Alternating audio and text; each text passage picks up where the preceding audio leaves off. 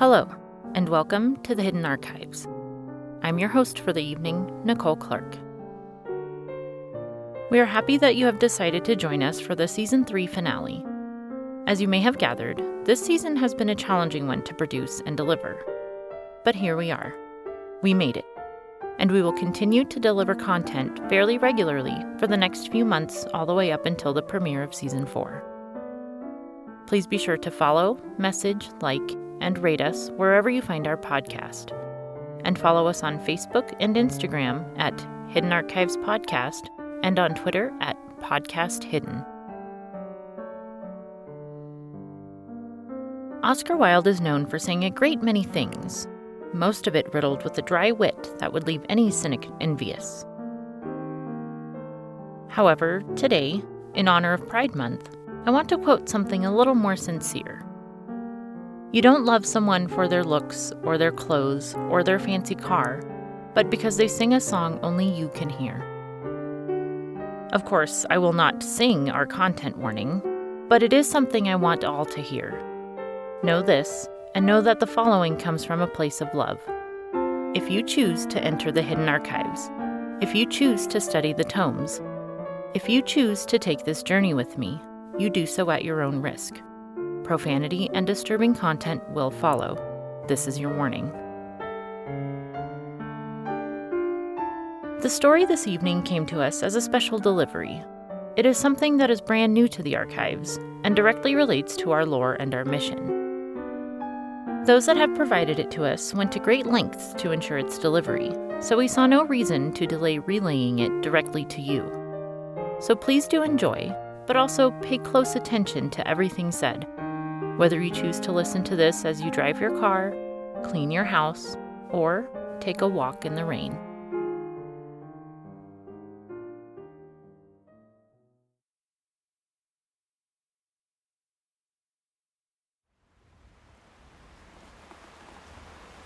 Water, water everywhere, and not a drop to drink. That's a line by Samuel Coleridge from his poem The Rime of the Ancient Mariner. It doesn't describe my circumstances as I'm on dry land, but it does kind of ring true.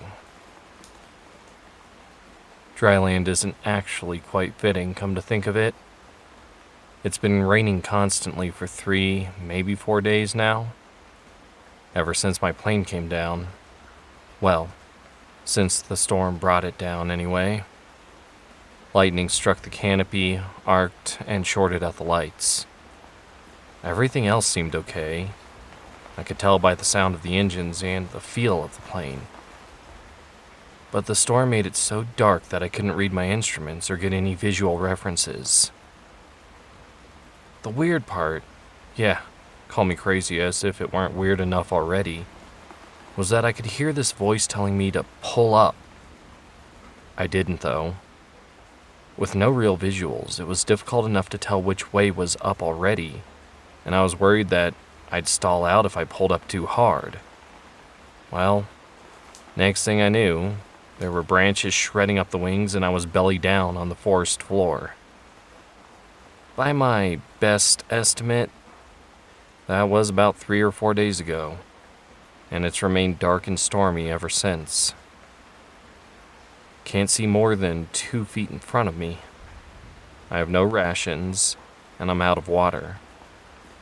I drink the storm water, but that voice is still there telling me not to. Just before the crash was the first time I heard it, but now I keep hearing it. Almost like it's giving me directions, helping me survive. I should have listened the first time, when it told me to pull up. I didn't, and look where that got me. Now I'm trusting it, and it's saying not to drink the storm water. Hence the Coleridge quote. Truth be told, I'm not really sure where I am. Probably part of the reason the forest came up on me so quick. I had tried to get a fix for some time before the crash, but the storm was interfering with communication. GPS was a bust too. All I really know is that I was flying, last I could check, northwest at a speed of about 300 knots. Figuring in my time of departure, minus my last known position, and factoring for the storm puts me somewhere. Over land, apparently. I found that out real quick. But what land? Couldn't tell ya. Sure, there's trees all around. Pine by the smell of them. That's all I can really determine. Especially because it's just as likely that, with how long I was flying and how fast, I could have crashed in a desert, in water, or even somewhere urban. Assuming I actually knew my airspeed and direction, which I don't. Yeah, I'm completely lost. But it's okay because the voice is telling me not to worry. It'll get me out of this mess. Look, I know how that sounds. But I'm not crazy. It isn't like a voice in my head or anything. It hasn't told me to do anything unsavory. It's just guiding me. I mean, I haven't really walked into a tree yet, so that's a plus. And I'm not the type to talk to myself normally. Sure, I'm doing that now, but it is a voice memo. That's the whole point. Perhaps it would help if I gave the voice a name. Let's just call it God. It does seem to have some godlike qualities after all. And it is the voice, God, that wants me to share all of this. So I figure, what harm could it do? Might make the time pass a bit easier. It might also provide me with some welcome distraction. Sure, I'm putting up a brave front, but something is definitely off here. Off in a way I haven't described yet. If you've ever been lost in the wilderness, you probably know what I mean. I keep thinking I'm hearing sounds. Like footsteps, maybe? It's more likely just waterlogged branches snapping from the trees, but I really don't know. I just feel like an animal being tracked. I will say, it would help if I could build a fire, but I can't seem to get my lighter to hold a flame. Doesn't help that the forest floor is saturated with pooling water, and everything is too wet to burn either. I'd just like some light, and a fire would do nicely. Otherwise, I'm relying on the very infrequent bolts of lightning. Again, I don't need light to see by, with God guiding me. Something about walking by faith, not by sight? Don't really know. I just have that old idea stuck in my head right now. I suppose the problem isn't what light would reveal, so much as it is what the darkness conceals, you know? Perhaps it's best I don't know what's out there. God tells me that I don't need to know, but I really think she doesn't want me to know. It's all very hard to explain. My head is a bit foggy at the moment, but I don't think that's because of the crash. That was days ago. Any head fog from that should have cleared up by now. I mean, if that was it. It is starting to lift, though. For this, I should be grateful, but I'm not. I'm oddly frightened by this. For all I know, I might have died in that crash. I should have died in that crash. What the hell is keeping me going? Is the voice actually God, guiding me towards the afterlife? Or is this my eternity? Maybe my hazy mind is from hunger. I haven't eaten since before the crash. Well, nothing substantial anyway. Just a few peanuts that I found in the airplane cabin. I know. How cliche is it to have peanuts on an airplane? Well, I didn't put them there. I just found them there. And I had a really bad feeling about eating them. Not just because, where the hell did they come from either? God did warn me not to eat the nuts right away, but she never said not to eat them at all. So I had them the day before yesterday, and I only did this by God's direction. She told me I would need a bit of a boost to keep going. So I settled down for a bit of a break, ate my meager rations, and then went on. I kid you not, just 5 or 10 minutes after my humble snack, I had to cross a flooded section of forest. The water was still, but it was deep. About neck high in some places, and I couldn't tell how deep in others. The strange thing was that it wasn't a lake or a pond.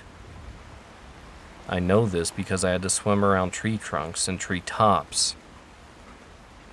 It must have been just a depression in the land that had filled with water from this relentless storm. I'm not entirely sure if I would have made it without a slight nutrition rush, especially not with being unable or simply not permitted to drink any of the water. Though the temptation was there, trust me. Especially because it took me more than an hour of wading, treading, and swimming to get to the other side. I cringe to think back on that whole part of my experience. I mean, how stupid is it to wade into water in the dark in an unfamiliar place? It's one thing not knowing what the dark conceals. It's another thing not knowing what lurks in the depths below. Even a raft, assuming I could have built one, would have been risky. What if it wasn't a flooded depression in the land? What if it was a flooded river delta? There could have been water snakes. I've even heard of sharks that can swim from salt water into fresh water with no issue. And all of this was going through my mind the whole time I was swimming and wading in that inky black. When I finally did make it out of the water, I asked if God could hear me. I asked her to guide me somewhere I could dry off, rest, and eat. But she didn't respond. She won't respond to me directly. Only ever gives me directions and warnings. So far, following her advice has helped. As much as I can tell. I still don't know why I'm not supposed to drink the water. But everything else has been sound. As far as finally getting something I can drink and something else to eat, I'm sure I'll receive that as soon as I get where I'm going, wherever that is. Plus, it's not like I could hunt right now or forage either. I haven't heard a single animal, unless whatever is tracking me counts, nor could I discern what plants, if any, are edible. I'd probably end up poisoning myself before I found safety. Which God says is near. I'm almost there. This is part of the reason I didn't stay with the crashed plane. God told me I needed to move. That was fine with me. The plane was destroyed, so it offered very little in the way of shelter. But I know it's a rookie mistake to leave the crash site. How else do I expect rescuers to find me if I do leave? Well, I have that part covered with God and all. But I could have used supplies from the plane to help me survive. I might have been able to rig something up to start a fire, keep dry, or help myself be located more quickly. I could have built weapons for self-defense. Moral of the story, to whoever might be listening to this: Don't leave the scene of a crash unless you know for certain that you will fare better elsewhere. Of course, that wasn't an option for me. Not really an option for the ancient mariner either. Seriously, read that poem when you have a minute. If for no other reason than to just familiarize yourself with the classics. I have always had a passion for literature with reason, and I think you should too. It might be important, like it is for me right now. Water, water everywhere, and not a drop to drink. Nor a place to rest. I haven't slept since crashing. I just have to keep moving. It was the opposite that was the problem for our mariner. They couldn't catch a breeze. They couldn't keep moving. So what the hell have I been doing? Well, aside from a lot of slipping, tripping, falling, and sliding, I've been pausing when God wants to give me another direction. Sometimes I'll wait for her voice for what seems like hours.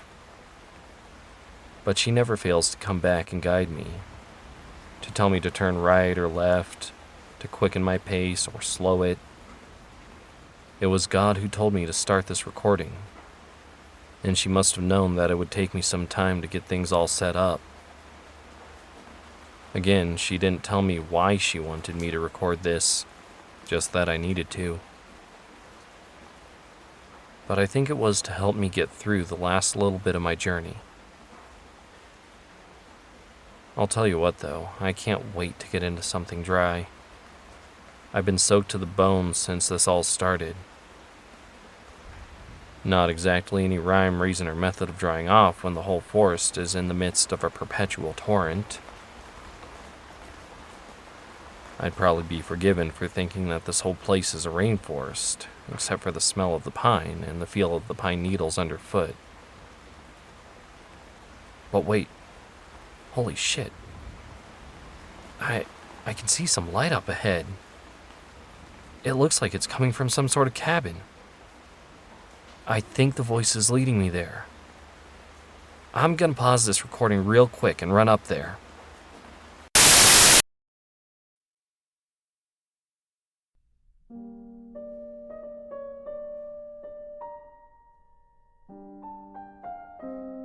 Did you turn the recorder back on? Yeah. Now, can you tell me who you are? Can you help me?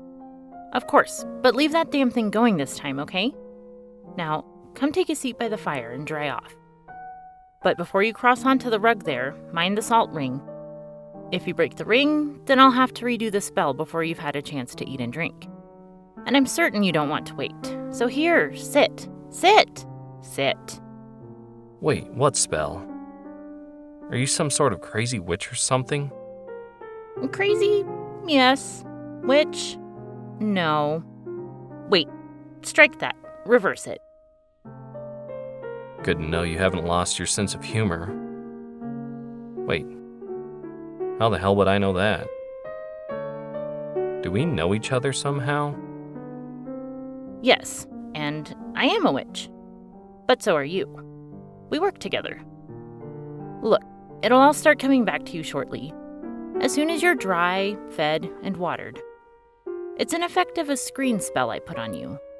When your plane crashed, I had to hide you from those that would seek to oppose us and our mission. Hence the storm. No one could find you in that.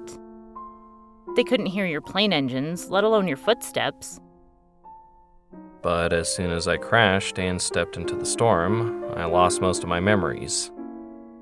Presumably so that I couldn't reveal anything until I found you. Correct. See, I told you it would all come back to you once you were a bit more yourself. Oh, by the way, you shouldn't have referred to me as God. I'm much more clever than that. I was talking to you using a different bit of magic. Sorry I wasn't better company on your journey, but... But you couldn't risk being overheard. Exactly. I understand that. But what I don't understand is... why couldn't I drink the water exactly? Well, aside from microbes, parasites, and other nasty things, You being stronger could break the screen spell. It's a finicky thing, that spell, so you had to stay as weak and low-key as possible. But it's my turn to ask a question. Were you able to make the delivery? Huh? Oh, yeah. Yeah, the archives has everything. Well, almost everything. I guess there'll always be more. Like, I bet you intend to send them this recording. Definitely. They need everything that might even remotely relate to the witness, annihilation, the multiverse, or the answer. I think this fits. Wait, what the hell is the answer?